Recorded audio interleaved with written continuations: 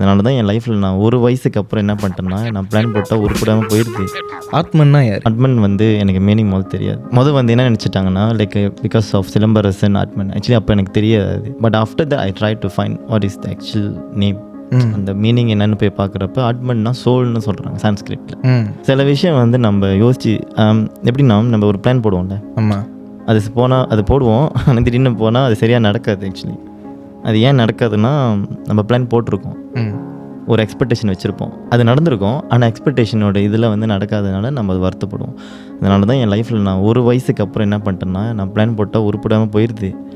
பேசாமல் அவங்ககிட்ட விட்டுட்டு மனசை நம்பிட்டு என்ன வருதோ எசப் பண்ணுவோன்னு சொல்லிட்டு அப்படி தான் இந்த பேர் ஒன்று வந்துச்சு ஸ்டார்ட் பண்ணேன். ஸோ அதுக்கப்புறம் என்ன இஷ்யூ ஆயிடுச்சுன்னா, இஷ்யூனா ஐ மீன் என்ன ஒரு மேஜிக் ஆயிடுச்சுன்னா, அந்த பேர் எதுக்கு எங்கிட்ட வந்துச்சுன்னு எனக்கும் தெரியல.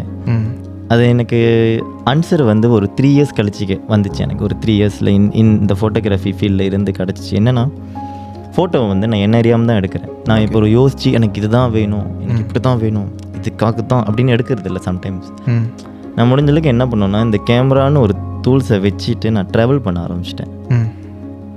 ட்ராவல்னால் பிளேசஸ் இல்லை தெரியுமா, ஹியூமன் இமோஷன்ஸ் ட்ராவல் பண்ண ஆரம்பிச்சிட்டேன். ஓகே. ஸோ எவ்ரி டைம் நான் கிளைண்ட் மீட் பண்ணுறப்ப என் கிளைண்ட் தெரியும், பார்த்துட்டு இருந்தோம், அவங்களுக்கு தெரியும். ஐ try to understand their love story. And sometimes உங்களுக்கு எப்படி தெரியும்னு கேட்பாங்க. ஏன்னா I don't know how it just come like that. அப்போ இருந்து லேட்டாக எனக்கு புரிஞ்சிச்சு, இந்த கிளைண்ட் தான் என்கிட்ட சொல்லுவாங்க, இந்தமாரி கிளைண்ட் ஒன்று ரெண்டம் சோல். அப்புறம் மை ஒய்ஃப் கூட சொல்லியிருக்காங்க, எப்படின்னா உங்கள் ஃபோட்டோவில் ரொம்ப சிம்பிளாக இருக்கும், ஆனால் அதில் என்னமோ ஒன்று இருக்குது, என்னமோ ஒரு சோல் இருக்குன்னு. ஏன் கண்ணுக்கு தெரியாது.